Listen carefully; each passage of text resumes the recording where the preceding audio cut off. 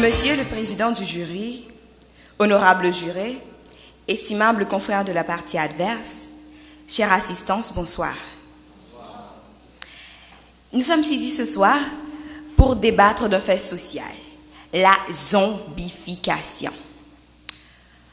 Un fameux auteur, Hippolyte Adolphe Taine, eut à dire « La littérature est le miroir d'une société ». Alors, faisons-en un peu. Zombie. Ce mot créole tire ses racines d'idiomes africains où l'on retrouve des appellations semblables telles zombie, zambi et autres, selon les ethnies, ramenant toutes à revenant ou esprit. La première mention de ce mot fut faite en 1697 par Pierre Corneille Blesbois dans son roman La Comtesse de Cocagne. Roland Littlewood, du département d'anthropologie et de psychiatrie de Londres, et le feu Chavannes Douillon de la Polyclinique médicale de Port-au-Prince expliquent, dans un article publié en octobre 1997 et cité le 2 novembre dernier dans le Nouvelliste, que ce zombie ainsi fait a dû être soumis à tout un processus de zombification. Un ethnobotaniste, Wade Davis, reconnu pour ses recherches sur ce fait, écrit dans son livre Passage of Darkness, ou l'ethnobiologie du zombie haïtien, que ce processus débute par un empoisonnement à la tétrodotoxine. Cette toxine, nous dit-il, pouvant provenir d'un crapaud, d'un poisson et même d'un crabe, est létale. Et nous l'affirmons, la zombification est un fait socioculturel importé. Car nous le savons, la culture n'a pas de frontières. Or, nous retrouvons sous formes écrites et orales des faits, des contes nous rapportant ces histoires. Nous connaissons tous Roméo et Juliette, ce fameux conte italien savamment adapté en Roméo et Juliette par Shakespeare. Roméo et Juliette, follement amoureux, mais dont les contentieux familiaux leur interdisent de se voir, trouvent leur bonheur dans un poison, un filtre, qui fait passer Juliette pour morte aux yeux de ses parents et lui évite ainsi un mariage forcé. Nous connaissons aussi ce conte, le conte de Monte Cristo, ce conte d'Alexandre Dumas, qui nous explique comment un jeune navigateur, Edmond Dantès, pendant ses voyages en Asie, découvre un poison qui fait passer les gens pour morts, sans qu'ils ne le soient vraiment. Nous pouvons facilement comprendre, vu la date de ces contes, que cela date de plus de 500 ans, plus de 5 siècles. Donc comment l'aurions-nous inventé? Nous avons pris notre indépendance depuis à peine 213 ans.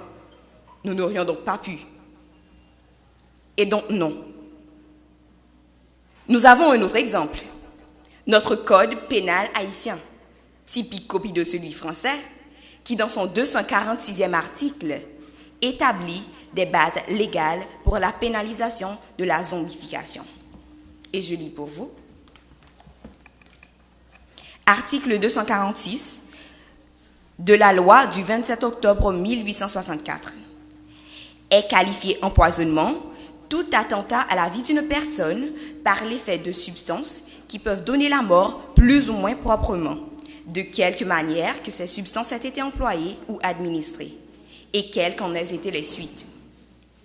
Est aussi qualifié attentat à la vie d'une personne par empoisonnement l'emploi qui sera fait contre elle de substances qui, sans donner la mort, auront produit un état léthargique plus ou moins prolongé, de quelque manière que ces substances aient été employées et quelles qu'en aient été les suites. Si par la suite de cet état léthargique, la personne a été inhumée, l'attentat sera qualifié d'assassinat. Et c'est exactement le cas de figure où nous nous retrouvons, mesdames, messieurs. La zombification constitue une forme de déshumanisation et reproduit la traite négrière. Car ne l'oublions pas, il s'agit d'abord d'empoisonnement, d'enlèvement, de séquestration, mais aussi et surtout d'administrer à la victime des substances psychotropes. Et je vais vous dire ce que ça signifie. Ces substances psychotropes, elles retirent toute capacité de volonté chez la personne. Elles inhument en elle toute capacité d'expression. Donc la volonté de cette personne est annihilée. Elle n'existe plus sous l'effet de ces substances. Voilà ce qu'a subi notre client, M. Jean-Jacques Chérillus, victime de celui qu'il croyait être un ami, jusqu'à lui avoir confié son unique fils comme filleul. Et voilà que celui-là même se retourne contre lui pour lui infliger de telles souffrances, à lui, à toute une famille, à une communauté. Cette famille qui eut à pleurer un frère, un fils et un père aimant. Cette communauté qui eut à pleurer un ami, un voisin, un bon voisin, un travailleur. La zombification est une atteinte aux droits fondamentaux. La Déclaration universelle des droits de l'homme établit l'égalité des droits, stipulant que tous naissent libres et égaux. La dite déclaration, dans ses articles 1, 3, 4, 5, 6, 7, 8, 19, 24 et 29, souligne le droit de chacun, je dis bien chacun, y compris M. Chérillus, à la vie, la liberté, la sécurité, au repos, à la personnalité et surtout au recours judiciaire.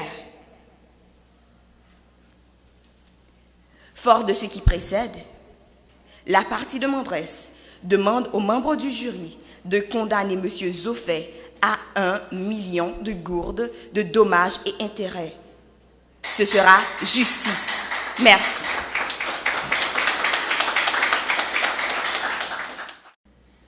Si dans le passé, nous avons pris notre indépendance, culturellement, nous avons gardé notre dépendance. 27 mars 1825, 27 mars 2017, 192 ans déjà. Oui, 192 années depuis qu'on a adopté par la Chambre des communes, décrété par le Sénat et promulgué un code civil. Le système judiciaire haïtien s'est approvisionné de l'héritage napoléonien sous la présidence de Boyer par codification et adaptation. Autrement dit, une loi étrangère, des normes qui diffèrent de la réalité flagrante et grandissante d'un pays. Mesdames, Messieurs les jurés, chère assistance, mais quelle ironie! Un système que nous avons rejeté lors de la bataille de Vertières le vendredi 18 novembre 1803 et lors de la proclamation de l'indépendance le dimanche 1er janvier 1804. Les professeurs Jean-Vernet Jacques et Patrick Pierre-Louis, dans leur ouvrage « Diagnostic de la politique législative en Haïti », eurent à déclarer « La loi doit se donner comme expression de la réalité. Autrement, elle se perd et s'épuise dans le fétichisme normatif.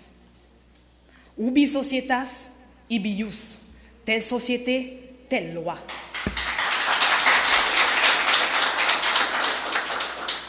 La Constitution, le droit, les codes devraient faire corps avec les us et coutumes d'un peuple.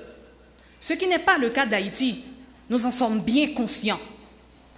C'est pourquoi nous venons ici ce soir nous questionner. Combien encore devront périr? Combien d'innocents hommes ou femmes devraient payer de leur vie, de leur liberté, sous simple prétexte que notre législation ne reconnaisse pas le phénomène de zombification? C'est une tendance hypocrite d'ignorer les faits. Car Kimara a su le mentionner tantôt pour votre écoute. Ce phénomène ne date pas d'aujourd'hui et refait surface en tout moment. C'est pourquoi nous, de la partie demanderesse, nous demandons que justice soit faite pour la famille Jean-Jacques Chérillus. Une famille dévastée et une société catastrophée par l'injustice qu'a commis Alfred Joseph, dit Zoffet, sur la personne de son compère. Oui, justice et réparation pour les ayants droit de Chérillus. Le lexique des termes juridiques, 21e édition d'Alloz, définit l'ayant droit comme un titulaire, une personne qui a acquis un droit d'une autre personne en raison de sa situation juridique, financière ou son lien familial avec le bénéficiaire de ce droit.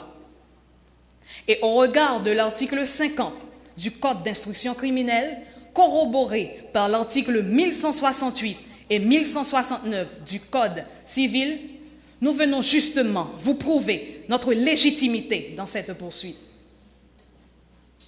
La médecine haïtienne est incompétente. Oui, la médecine haïtienne est incompétente. Notre médecine fait montre d'une carence en outils de technologie. Paul Roland, dans son livre « Investigation criminelle », eut à dire « Un bon outil dépend de sa fiabilité, rapidité et sensibilité. » Chers membres du jury, chère assistance, analysons un peu. Est-ce que le stéthoscope, à lui seul, peut détecter si une personne est bel et bien morte? Le stéthoscope, un outil datant de 1816, vieux de 201 ans. Dans le cas de Chérillus, le stéthoscope n'est-il pas obsolète? Une lieutenant de la police française, Perrine Rogier-Tubert, dans son livre « La parole est au cadavre », nous dit ceci. Dans le temps, la pâleur extrême, la raideur et l'immobilité d'un corps suffisaient pour qu'un individu soit inhumé. Elle précise encore, la mort réelle pouvait donc s'apparenter à une mort virtuelle. Et continue pour dire, le médecin, en délivrant son certificat de décès, du moment qu'il n'est pas certain que la mort soit d'origine naturelle, doit procéder à un examen post-mortem. Le médecin de Chérillus a-t-il été bien outillé en la matière? A-t-il été bien outillé, mes chers amis? Ce médecin n'avait-il pas pour obligation de pratiquer une électrocardiographie, d'où l'électrocardiogramme pourrait déterminer l'activité électrique du cœur de Chérillus? Vu que Chérillus a été empoisonné, et comme l'a dit ma consoeur tout à l'heure, l'empoisonnement a des symptômes qui s'apparentent à une mort. À noter, mes chers amis, un rythme cardiaque est anormal lorsque la fréquence est lente, c'est-à-dire inférieure à 60 battements par minute. Et là, on parle de bradycardie, ce qui a été le cas de Chérillus. Un homme arraché à sa famille et mis en terre parce que la médecine a prononcé des diagnostics erronés. L'État doit fournir des outils nécessaires aux hôpitaux pour que des hommes comme Chérillus et bien d'autres ne soient enterrés bien vivants. Alfred Joseph, dit Zoffet, est coupable de violation de sépulture. Oui, il est coupable de violation de sépulture. Chérillus a été déclaré mort par son médecin et le tombeau a été retrouvé dévasté. Des témoins affirment n'avoir vu aucun corps dans ce cercueil.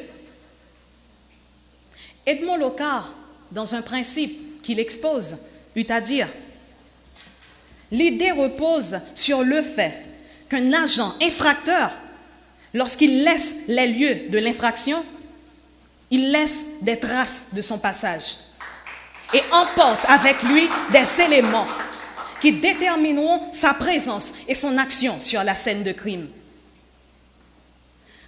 Supposons, mes chers amis, que Chérillus était bel et bien vivant. Supposons. Comment un homme a-t-il pu laisser un cercueil? Cet homme ayant été déclaré mort, comment un homme déclaré mort par son médecin pourrait-il parcourir une distance menant de son tombeau à la maison de son compère? Expliquez-moi ceci, mes chers amis. Autre chose encore. Puisque Chérillus, supposons encore que Chérillus était bel et bien vivant, pourquoi n'a-t-il pas été retrouvé sa femme, ses proches, sa famille, des personnes qui l'ont tant pleuré? Quel intérêt avait cet homme d'aller retrouver Zoffet, un homme, 10 mois plus tôt, qu'il a menacé de mort? et avec qui il a eu une bagarre envenimeuse dans une guerre. Quel intérêt avait-il? Et il faut dire que la violation ou profanation de sépulture est punie par l'article 306 du Code pénal en ces termes. Sera puni d'un emprisonnement de 3 mois à 1 an quiconque sera rendu coupable de violation de tombeau ou de sépulture sans préjudice des peines contre les crimes ou délits qui seraient joints à celui-ci.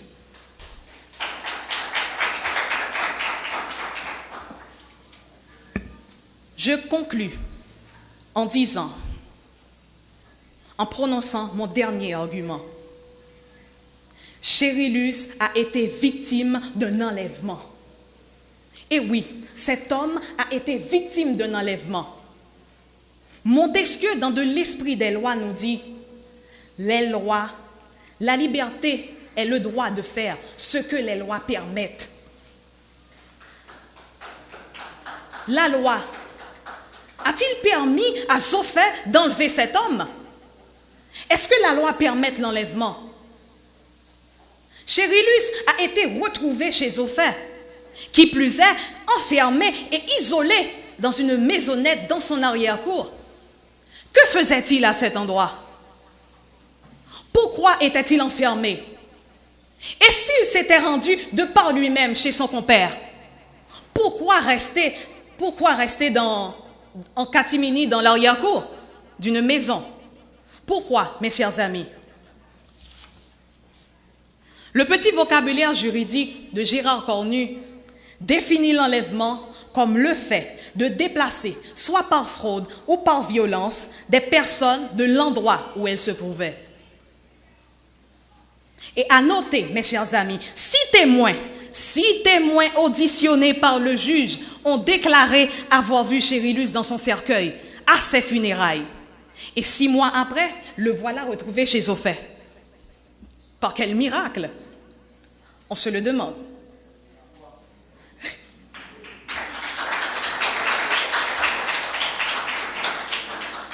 Chérillus a été aussi séquestré. Au regard du droit, la séquestration est l'acte de priver illégalement et arbitrairement quelqu'un de sa liberté, en le maintenant isolé, enfermé du reste du monde. Res ipsa loquitur, la chose parle d'elle-même. Que faisait Chérillus à cet endroit? Enfermé, isolé, en piteux état, sale, dégageant une odeur dégoûtante. La chose parle d'elle-même. Et je conclus en disant, Veritas facit legem. La vérité fait le roi. Et j'espère, la partie de Mandresse espère que la vérité fera la loi ce soir. Merci.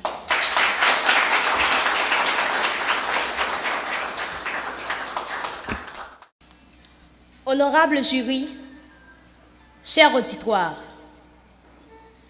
comme le disait Molière, castigare ridendo mores. C'est-à-dire, c'est en riant que l'on corrige les mœurs.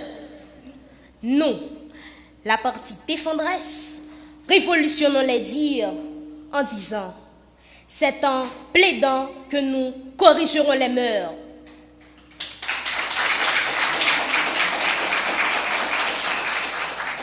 Ce soir, nous défendrons le droit en toute justice. Au plus profond de notre être, nous nous sentons consternés. Nous pataugeons dans le bain ténébreux de l'amertume au regard de la culpabilisation d'un homme dont la dignité a été atteinte, à savoir Alfred Joseph, dit Zophée. Zophée, un vaillant homme, fort courageux, honnête, humble, digne, généreux, surtout envers son père, Jean-Jacques Chérillus.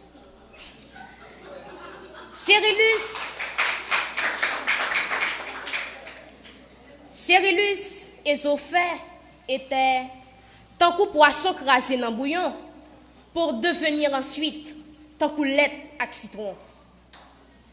Comme le traduit notre cher dicton, Belle dent, pas vle 10 amis pour ça. Effectivement,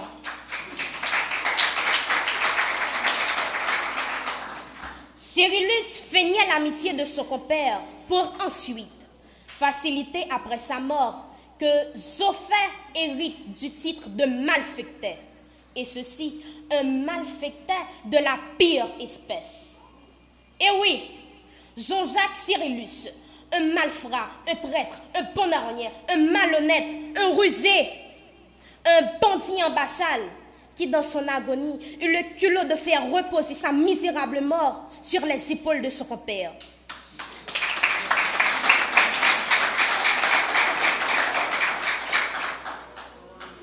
Zophée n'a pas pu se présenter aux obsèques de son compère, ni présenter ses sympathies à la famille, parce que cet homme humble n'en a fait pas le courage. Car ce lien d'amitié depuis belle lurette avec Cyrillus, il ne voulait aucunement détourner l'âme de son compère, même dans l'au-delà.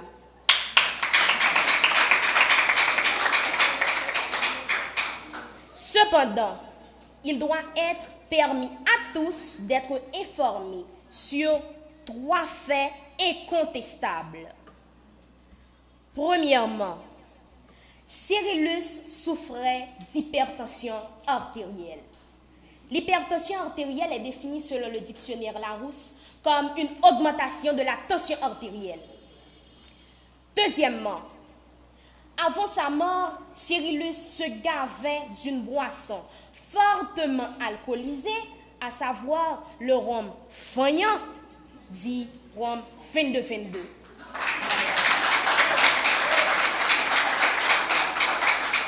Tout cela pour exhiber son sens hospitalier.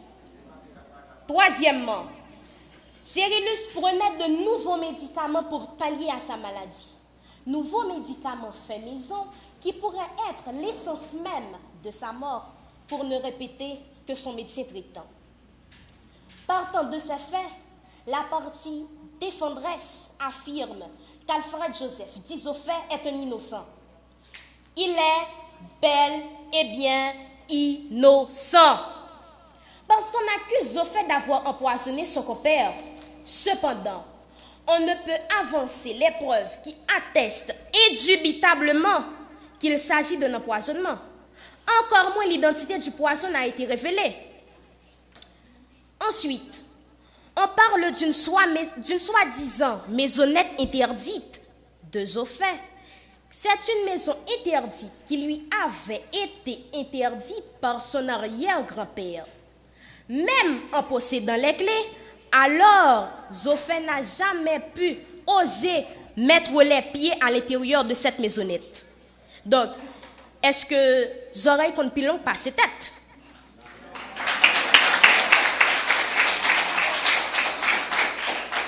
Alors, mesdames et messieurs, comment la retombée de la responsabilité de la soi-disant créature trouvée dans la maisonnette peut-elle être attribuée à Zophée, qui est un innocent? Ensuite, la partie demanderesse a parlé de substances psychotropes, soi-disant administrées à Cyrillus. Mais j'aimerais savoir, est-ce que vous avez les preuves? Est-ce que vous avez effectué des tests d'ADN ou un test quelconque qui affirme qu'il y a présence de ces substances dans le sang de Cyrillus? Encore une fois, vous avez mis en cause la compétence du médecin traitant de Cyrillus en disant n'était-il pas bien équipé? Mais puisqu'il n'était pas bien équipé, donc la soi-disant créature qu'il prétend être Cyrillus peut être bien un sosie de Cyrillus, mais pas Cyrillus, car vous n'avez pas de preuves. Reconventionnellement, la partie défendresse demande au jury de faire ce que de droit contre les ayants droit de Cyrillus pour dénonciation calomnieuse et diffamation. Que les préjudices causés soient punis correctement selon leur gravité. Acta est fabula, la cause est plaidé. Merci.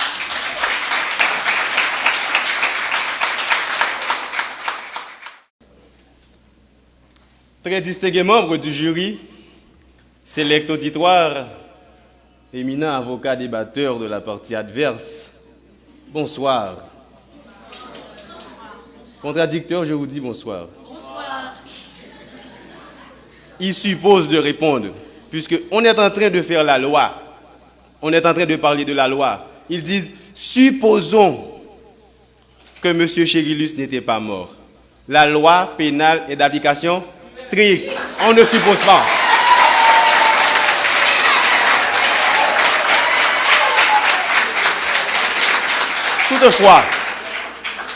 Toutefois, nous de la défense, nous nous sentons heureuses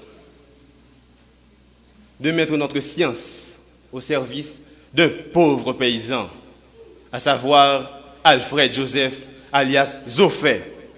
Zoffé, oui, il mérite bien ce nom. Après tout ce qu'il a pu endurer pour cet ingrat de Jean-Jacques Chérillus, il revient de sa convalescence plus fort que jamais.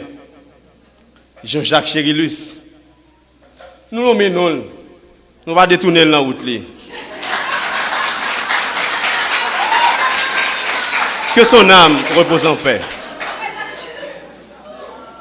Notre plaidoirie de ce soir renfermera deux grands arguments qui vont vous permettre, honorables membres du jury, de statuer sur la non-culpabilité de M. Alfred Joseph. En voici le premier. L'espèce trouvée chez M. Alfred Joseph n'est pas le défunt Jean-Jacques Chérillus. Et nous allons vous le prouver au regard de la science, puis de la loi. De prime abord, il y a la déclaration et l'attestation de la mort du défunt par des personnes compétentes, nous disons bien compétentes dans le domaine, à savoir le médecin traitant qui a lui-même traité toute la famille jusqu'à Chérillus, en disant que la maladie dont souffrait le défunt a atteint une phase critique de non-retour. Qui pisait, mesdames et messieurs, il était un alcoolique notoire. Et d'ailleurs, selon une étude menée par une équipe de médecine de l'université de New Orleans aux États-Unis, ils ont pu conclure, après avoir étudié 2234 cas bien documentés, que boire trop d'alcool augmente la tension artérielle et être hypertendu expose tant à des accidents vasculaires cérébraux qu'à des crises cardiaques.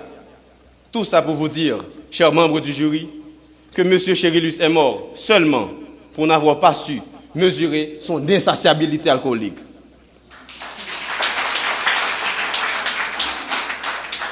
Les avocats débatteurs de la partie adverse, par l'entremise de leur première avocate débatteuse, comme des pleurnichards avec des méthodes peu orthodoxes, se basant sur les articles 246 et suivants du Code pénal haïtien, vont encore tenter de vous dire qu'il y a empoisonnement.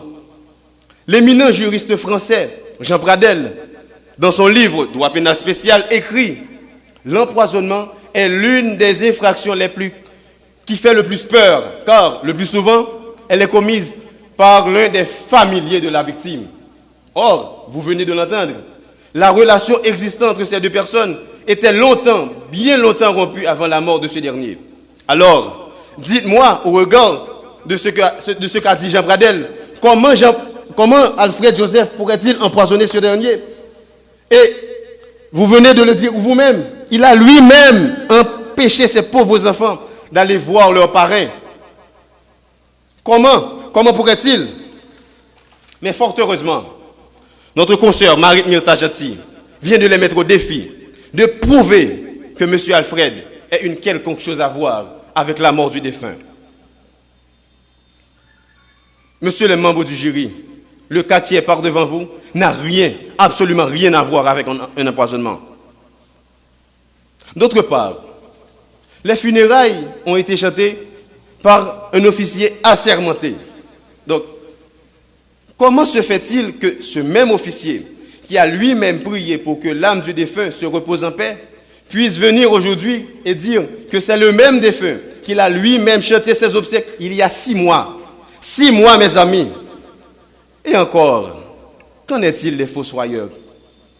Pourquoi n'ont-ils jamais fait mention de cette pseudo-violation de sépulture? Seront-ils coupables ou complices? À vous d'en juger, les membres du jury. Ce qui nous ramène à notre deuxième argument. Il n'y a ni séquestration, ni enlèvement de personnes. L'accusation ose parler par l'entremise de leur deuxième avocate débatteuse de séquestration. Et elle vous l'a défini. Mais comment oser parler de détention illégale d'une personne si cette soi-disant personne n'est plus légalement reconnue? Vu qu'il y a un acte de décès délivré en son nom, prouvant clairement sa non-existence parmi les vivants. François Terré, professeur agrégé à l'université Panthéon-Assas, Paris 2, dans son livre Droit civil, nous dit « La mort met fin à la personnalité juridique de la personne. » Et en plus, le cadavre lui-même est considéré comme une chose. Tout ça pour vous dire, honorables membres du jury, que l'argument se basant sur enlèvement et séquestration de personnes ne tient pas non plus. Et faute de preuves irréfragables contre la personne de Alfred Joseph, nom de la défense, nous réclamons à ce que justice soit faite et que des excuses publiques soient prononcées à l'égard de M. Alfred Joseph. Ce faisant, ce sera du bon droit, car actore non probante, reus à son retour. Faute de preuves par le demandeur, la défense est absurde. Merci. André Malraux disait « Rien n'est plus important dans l'histoire du monde que de faire partie des gens qui savent dire non. » Et ce soir, nous sommes venus dire non à ce fléau qui ronge la société haïtienne et dont nous sommes victimes à la fois de la haine, de la misère, de la jalousie et de la méchanceté de nos compatriotes.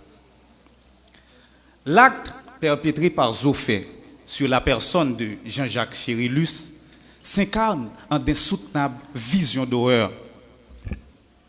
Cet homme retrouvé, enfermé et torturé. Les circonstances de ce crime le rattachent au plus intolérable démon de l'âme humaine.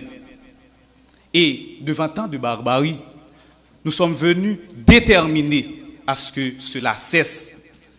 Ce drame épouvantable qui endeuille nos familles et notre société. La vie d'un homme anéanti, c'est l'existence d'une famille détruite. L'âme d'un homme saccagé équivaut à une atteinte commise contre l'humanité. Honorables membres du jury, il est évident que les débatteurs de la partie défenderesse ont essayé de dédouaner Zoffé de son forfait.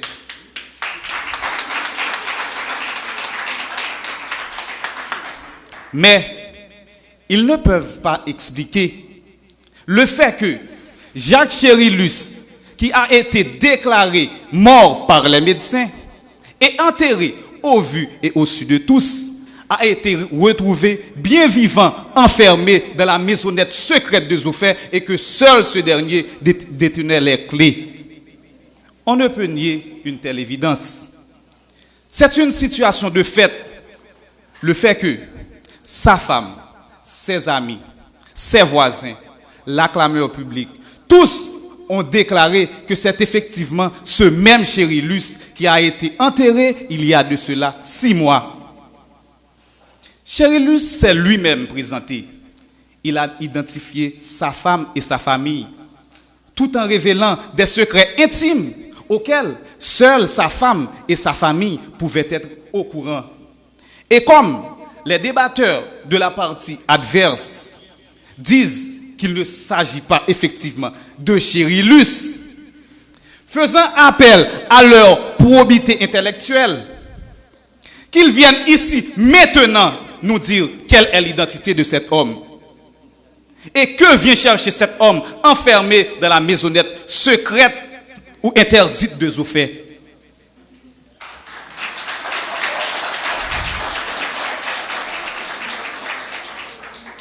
Et messieurs, ce n'est pas une requête que je vous adresse, c'est une sommation que je vous signifie.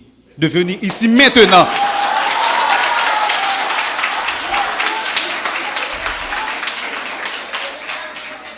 Je vous demande humblement de répondre à ma question et le micro est à vous.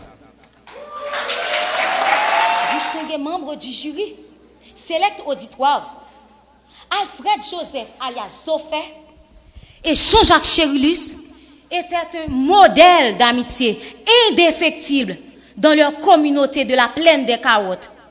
Pourtant, Chérulus allait trahir son ami de la pire des manières en salissant sa réputation. Ce qui mettra fin, malheureusement, à leur si belle amitié. Nous avons entendu la partie de Mandresse nous demander de prouver quoi que ce soit. Mais la charge de la preuve incombe aux demandeurs, mes amis.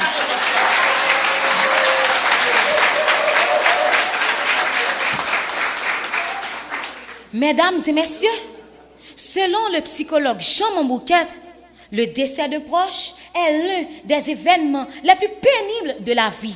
Et cet état de choc s'accompagne souvent d'hallucinations, c'est-à-dire croire, voir ou entendre l'être décédé. C'est pas réel, c'est dans notre imagination. Encore plus, sans oublier également, nous les Haïtiens, dans notre mœurs, on a cette trivialité de rendre les autres responsables de nos gens décédés par des termes comme « manger ou manger Louis ». Mais permettez, chers jurés, que nous attirions l'attention de tous ici présents par ces questions que nous trouvons pertinentes et même incontournables à ce procès. C'est ainsi que nous nous demandons, nous de la partie défenderesse, comment quelqu'un dont sa mort a été constatée, ensuite déclaré par son médecin légiste, puisse être retrouvé vivant 6 mois après. Dites-nous comment ne pas rester perplexe de la crédibilité de ce juge et de ce médecin légiste? N'est-il pas légitime de remettre en cause, mesdames et messieurs, la bonne foi du prêtre et celle des fossoyeurs?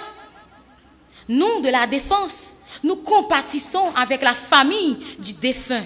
Cependant, en tant qu'esclaves de la vérité, le devoir nous l'exige. C'est ainsi que nous nous demandons, ne serait-il pas plus sage de faire diagnostiquer la famille du défunt par un psychologue?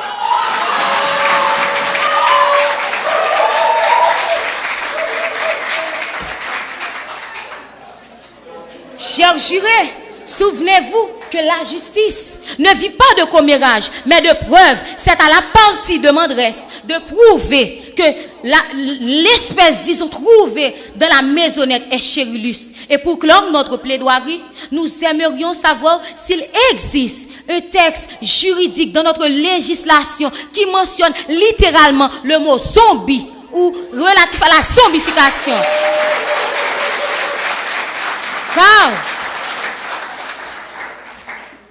Car ubilex non distinguit nec nos distinguere de bemus. Là où la loi ne fait pas de distinction, il n'y a pas lieu de distinguer. Mesdames et messieurs. Mesdames, messieurs, bonsoir.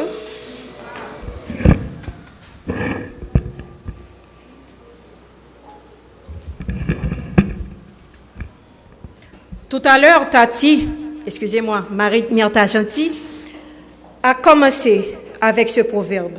Oui, tant qu'au poisson crasé dans le bouillon, c'est comme ça, c'était bien. Mais, mesdames, messieurs, ne savez-vous pas que l'amitié est un cadeau précieux? Comment 2 personnes, de très bons amis, puissent avoir dans leur amitié des choses salies comme des menaces? L'amitié ne doit pas être salie, dans aucune des manières. Et tout à l'heure, elle a parlé, elle a dit que, par respect pour son grand-père, Chérulus ne voulait pas pénétrer dans la maison interdite. Mais, mesdames, messieurs, savez-vous que le grand-père de Zoffé est mort depuis près de 20 ans? Comment est-ce que cet homme mort depuis près de 6 mois puisse être retrouvé chez son grand dans sa maisonnette interdite? Ça, c'est absurde. Deuxièmement, Jéthro a parlé de créatures. Je leur redemande quelle est la nature de cette créature. Ils ont dit que c'est une espèce. De quelle espèce que nous sommes en train de parler? Est-ce une espèce vivante ou une espèce non vivante?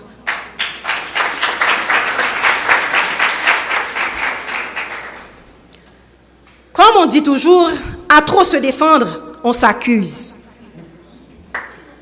Mais qui a parlé de boisson? Qui a parlé de l'alcoolisme de Chérillus? Comment est-ce qu'ils sont au courant que le lien entre les menaces et la mort, c'est l'alcoolisme? Personne d'autre ne peut être au courant de crime si ce n'est son criminel.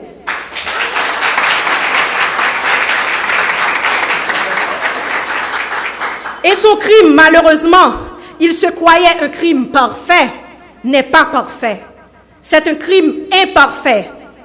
Car, comme on le dit toujours dans nos proverbes, mangeoré méant, c'est là dedans, il y a toujours tout yo. Ils le savaient.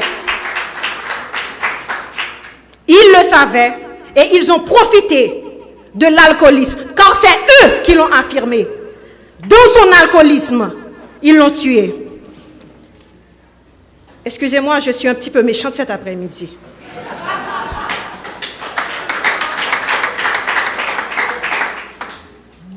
Ma consoeur Séable fait honte à nous comme des débatteurs et vous comme des futurs débatteurs. Elle a commencé son argumentation avec un argument ad personam. Ça dépasse totalement l'argument attaque contre la personne. Elle a commencé avec ce sophisme. Et nous savons, d'après Pierre Blackburn, ce sophisme, l'attaque à argument ad personam, est un sophisme attaquant directement la personne à l'origine de son argument. Il ne fallait pas attaquer le débatteur. C'est l'argumentation qu'il faut démonter. Et une argumentation qui n'est pas démontée tient toujours. Merci.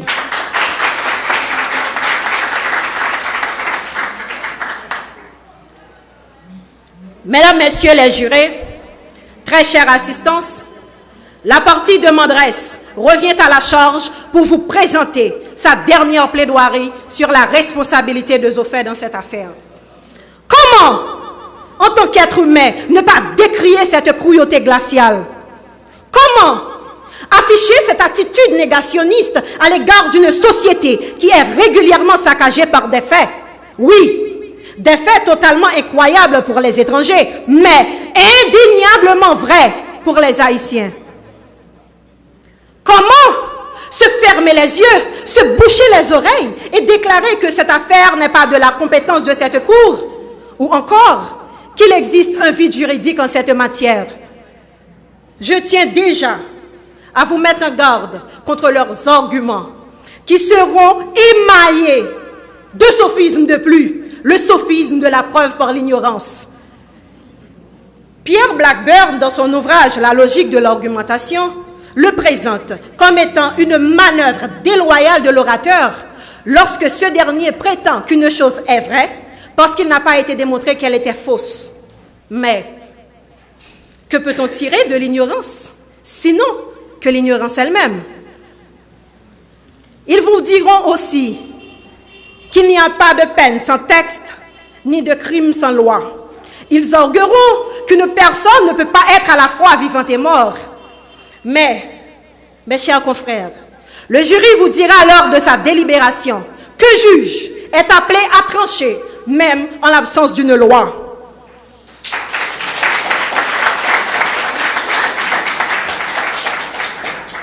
Et souffrez que je vous dise que Chérillus, après avoir été trouvé ces 6 mois chez Zophé, s'était identifié lui-même comme étant Jean-Jacques Chérillus. Sa femme et tous ses voisins l'ont identifié comme tel.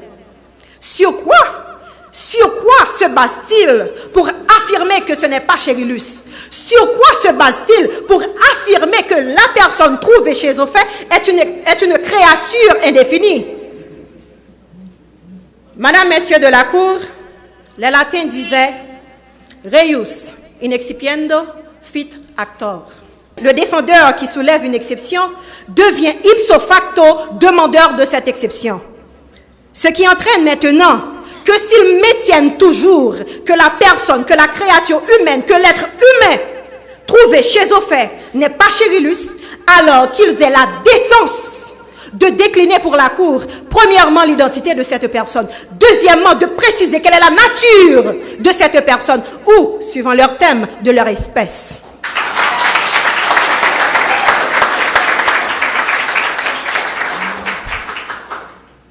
Ils ont tenté de nous lancer ce défi, de prouver dans quel texte on parle de zombies dans la législation. Mais lorsqu'ils prendront connaissance de nos arguments axés solidement sur des recherches scientifiques, ils se raviseront. Permettez que je vous présente mon premier argument. La présomption de la responsabilité de Zophé est incontestable. Oui, sa présomption est incontestable. La présomption est un mode de preuve reconnu par le droit pénal spécial. Elle est une supposition de départ, une vérité admise jusqu'à preuve du contraire à charge de celui qui la conteste.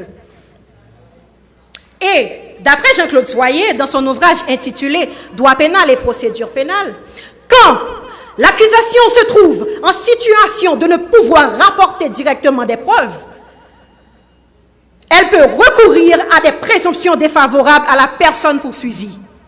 C'est une conséquence que la loi ou le juge tire d'un fait connu à un fait inconnu, dont l'existence est rendue vraisemblable par le premier.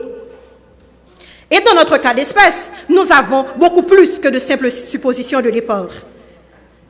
Premièrement, Zophé, en maintes occasions, avait proféré des menaces de mort en public à Chérillus. Deuxièmement, nombreux témoins ont rapporté l'avoir entendu dire en ces termes « m'a fort goûté, en bataille, en vain, et a fini quand même ».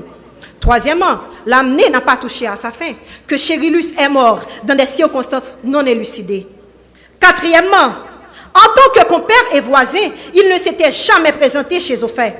Cinquièmement, comble de tout cela, Chérillus a été retrouvé vivant et séquestré chez son compère 6 mois plus tard. Quoi de plus évident?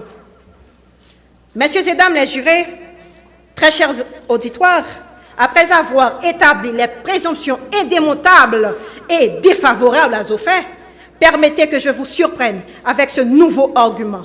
En l'espèce, la zombification est une forme d'empoisonnement.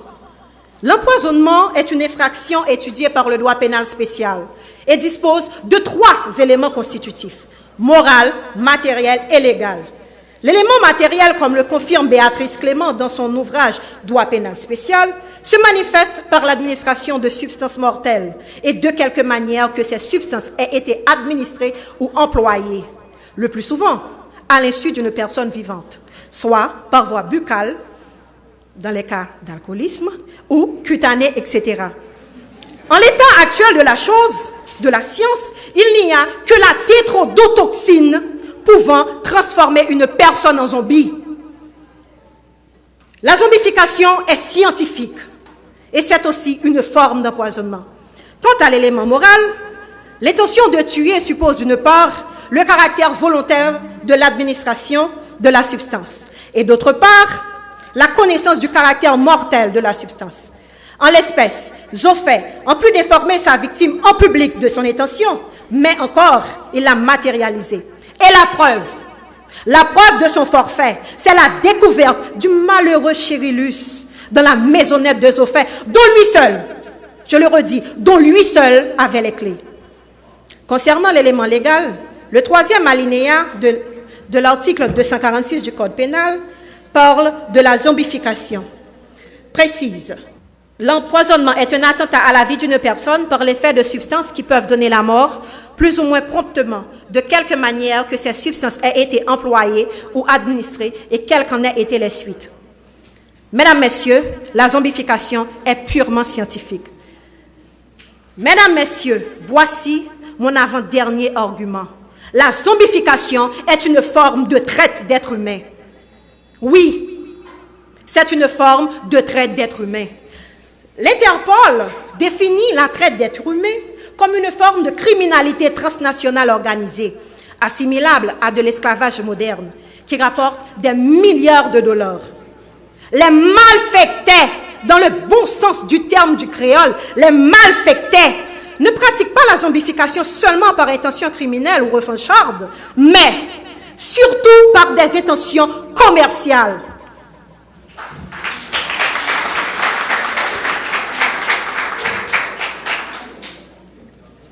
La loi du 2 juin sur la lutte contre la traite des personnes définit la traite des personnes comme étant l'expression, comme étant le recrutement, le transport ou l'accueillement de personnes par la menace de recours ou le recours à la force ou à d'autres formes de contraintes par enlèvement, par la fraude, par la tromperie, par abus d'autorité ou d'une situation de vulnérabilité à des fins d'exploitation. Enfin, mesdames, messieurs de la Cour, mon dernier argument. La réinsertion sociale du zombie devient une obligation. Oui, c'est plus qu'une obligation. Le Ougan Glock Théophile, ancien député de la 49e législature, a dit qu'un zombie, c'est quelqu'un qui est passé de vie à trépas et réanimé suivant une recette à base de datura, communément appelée concombre zombie. Mesdames, messieurs, le zombie est une personne déclarée morte par erreur.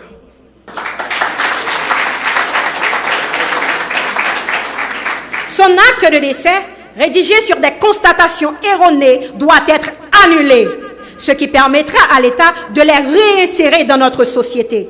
Ces nationaux empoisonnés à la tétrodotoxine, ces oubliés de la législation, s'adressent ce soir à la conscience du législateur.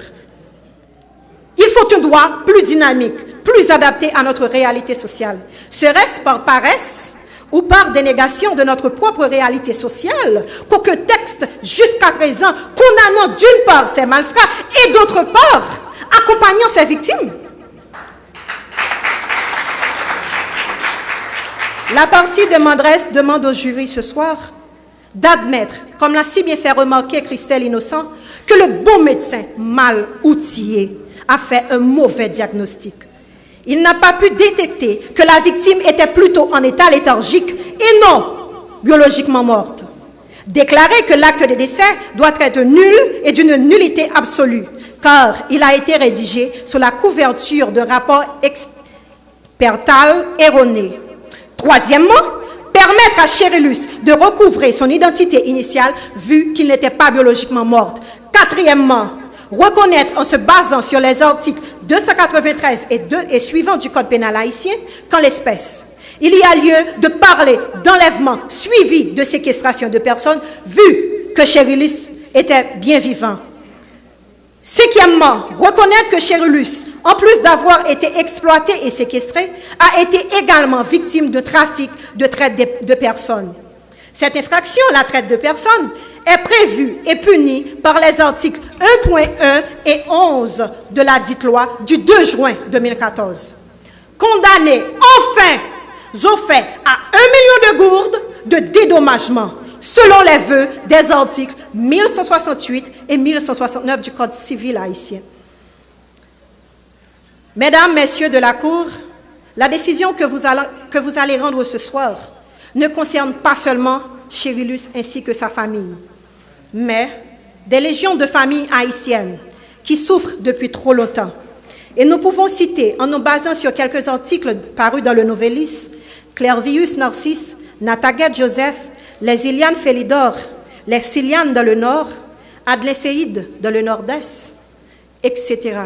Que tous se fient ce soir à votre juste jugement.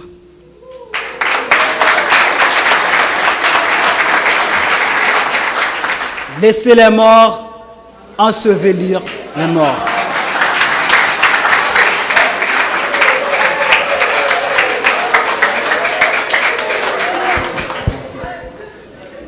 Tels ont été les mots de Jésus au chapitre 8 de l'Évangile selon Matthieu. Disant à un disciple qu'il ne faut pas se lamenter des morts, qu'il faut se tourner vers la vie. Mesdames et messieurs, honorables membres du jury, Je reprends ces mots du Christ pour dire à mes adversaires que ce pauvre cher illustre a déjà fait voile pour payer sans chapeau.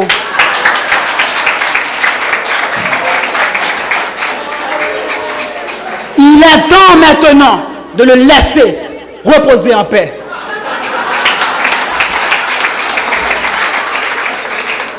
Et que ce soir, nous ne faisons pas un procès pour la mort, mais pour la vie. Pour la vie d'Alfred Joseph, un homme bel et bien innocent.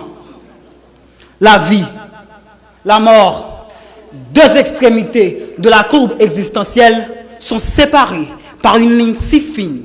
C'est pourquoi les sages latins disaient « Ignis extinguus est semper ».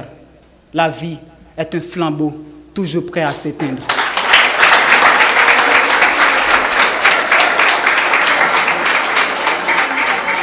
Alors ce soir, n'éteignons pas cette flamme qui brûle encore en Alfred Joseph. Mes adversaires ont utilisé le sophisme de la pente savonneuse pour incriminer M. Joseph. Un sophisme qui consiste à exagérer les conséquences d'une thèse en imaginant des conséquences aboutissant à une conclusion catastrophique. Car le défunt cher illustre de son vivant avait déjà calomnié M. Joseph.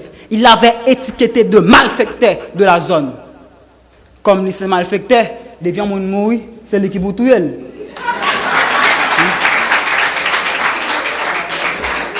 Haïtien va jamais mourir bon mort.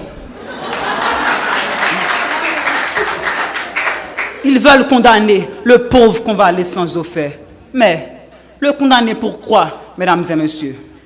Ils ont parlé d'empoisonnement, de séquestration, d'enlèvement de personnes et de violation de sépulture.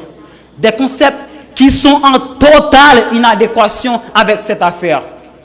Faute de preuves, ils n'ont fait que parler du beau français, sans avancer rien de concret, de prouvable, de vérifiable.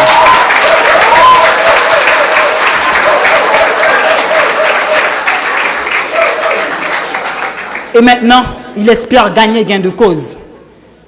Quelle audace prétention de votre part. À la lumière du doigt, mesdames et messieurs, étayons clairement le non-fondement de leur accusation. Primo, mon confrère Gétocasi, tout comme madame Stéphanie Jean-Pierre, vient d'établir pour vous quand on peut vraiment parler d'empoisonnement. Et l'article 246 du Code pénal le dit noir sur blanc. Et vous savez, les médicaments traitant l'hypertension ont un effet secondaire.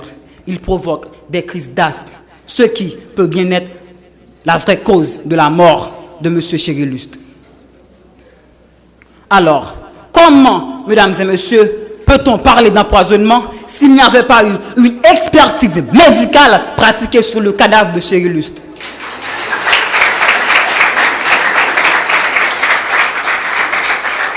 Sur la base de quoi mes adversaires osent-ils parler d'empoisonnement? Ont-ils troqué leur toge noire pour des blouses blanches?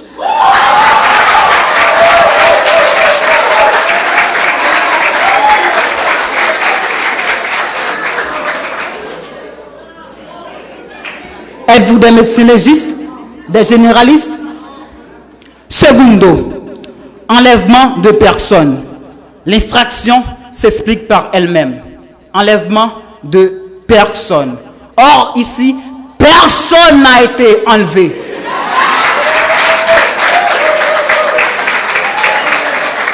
En plus, l'article 293 du Code pénal nous dit que l'infraction nommée enlèvement de personnes est une infraction commise dans le but d'obtenir une rançon. Pendant ces 6 mois de deuil, est-ce que la famille Chérillustre avait signalé une demande de rançon à la police? Non, non, non, non, non, en aucun cas. Alors, pourquoi venir parler d'enlèvement de personnes? Tertio, la séquestration. Cette infraction est définie, d'après le lexique des termes juridiques d'Alloz, comme le fait de séquestrer, de priver une personne de sa liberté arbitrairement.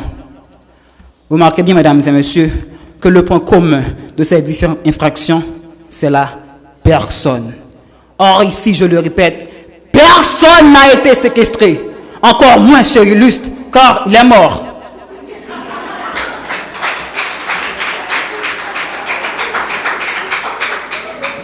Vous êtes tous d'accord avec moi qu'on ne peut pas séquestrer un mort. Il est mort car sa famille l'a pleuré. Son médecin l'a constaté. Ses funérailles ont été chantées.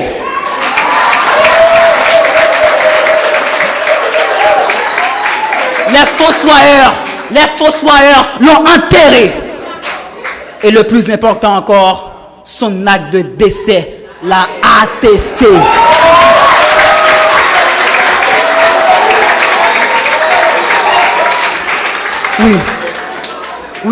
Oui. Résultat de l'excès du homme vaillant 22-22. Paix à son âme.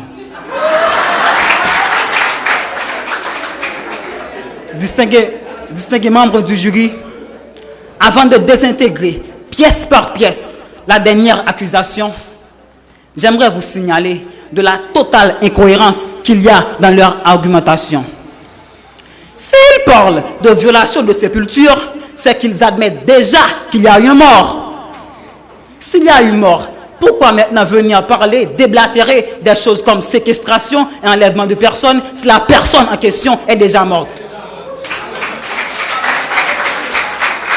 En plus, lors de l'interrogation des fossoyeurs, ont-ils confirmé avoir vu Zophé de leurs yeux profaner le tombeau?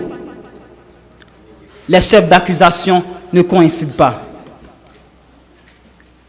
Mesdames et messieurs, on n'est pas dans un épisode de Walking Dead ici présent, ni dans un film hollywoodien. Alors que la partie adverse ne vienne pas nous parler de zombies ou de revenants. C'est un concept, certes, bien ancré dans notre imaginaire, mais totalement absent de notre législation. Oui, sénateur, quand les législateurs l'auront légiféré, oui, vous pouvez venir parler de lui. Mais maintenant, vous ne pouvez rien dire sur la zombification.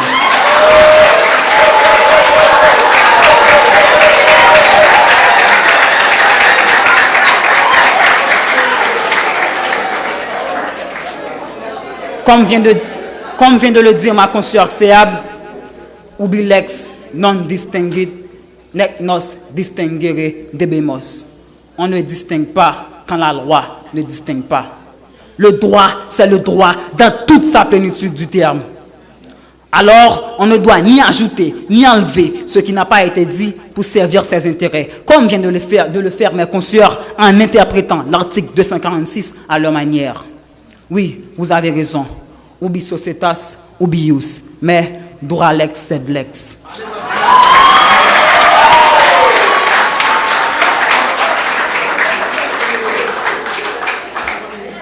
Si les lois ne reflètent pas la société, ce n'est pas la faute de M.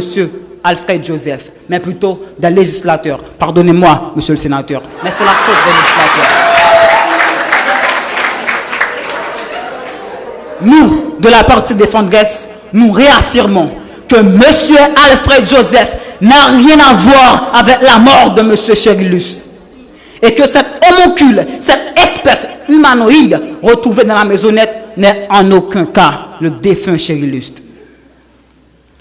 Au temps de la colonie, avec la publication du Code noir, un esclave n'était pas considéré comme une personne, mais plutôt comme une chose, un bien meuble. Alors même qu'il avait les mêmes traits caractéristiques que son maître, il ne possédait pas la personnalité juridique.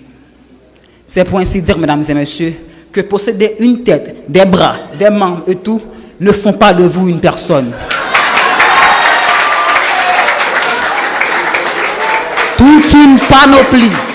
Toute une panoplie d'approches a été mise en avant pour qualifier un être de personne, telle que l'approche juridique, qui, selon François Terré, dans son ouvrage « Droit civil, les personnes, la famille et les incapacités », il nous dit que l'être est doté de la personnalité juridique, le rendant apte à être titulaire de droit.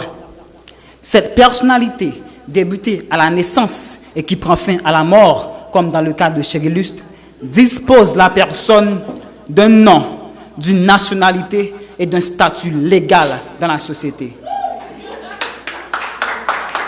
C'est le passage de l'essence à l'existence dans l'ordre juridique. Quel est le nom de l'espèce retrouvée dans la maisonnette? Sa nationalité, son statut légal dans la société. Même un chien, un cheval ont une identité, l'identité de leur maître. Alors, n'importe quelle autre famille pouvait venir réclamer cette chose, cette espèce humanoïde, puisqu'il n'a rien pour prouver son existence dans la société.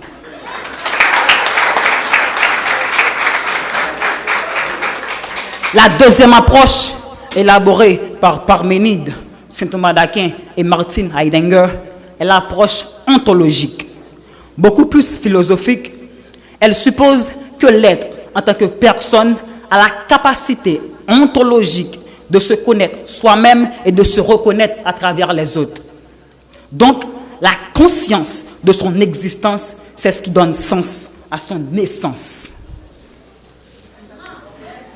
Le footballeur allemand Mesut Özil est le portrait craché de l'inventeur de voitures italien Enzo Ferrari. Ferrari, la voiture que nous tous nous aimons. Enzo Ferrari est mort en 1988. Est-ce que cela veut dire pour autant qu'Enzo est Özil et Özil c'est Ferrari? Non, du tout pas, mesdames et messieurs. C'est ce qu'on appelle un sosie. Regardez bien, mesdames et messieurs. Un sosie. Alors, la physionomie n'est pas un élément fiable pouvant identifier une personne.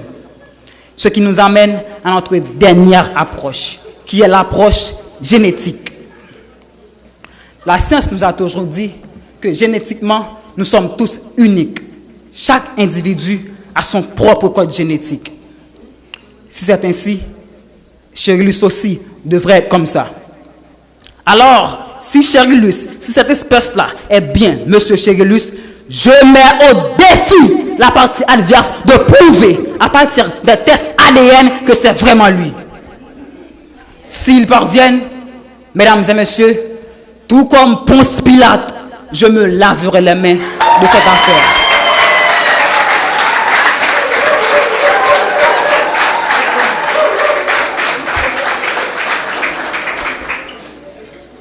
La mort d'un proche est un événement tragique qui peut plonger une famille dans une grande dépression.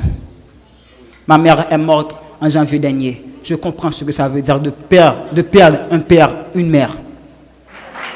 Faisant confiance à votre logique jugement, honorables membres du jury, nous, de la partie défenderesse, demandons que le nom d'Alfred Joseph soit lavé complètement de cette sorte d'affaires.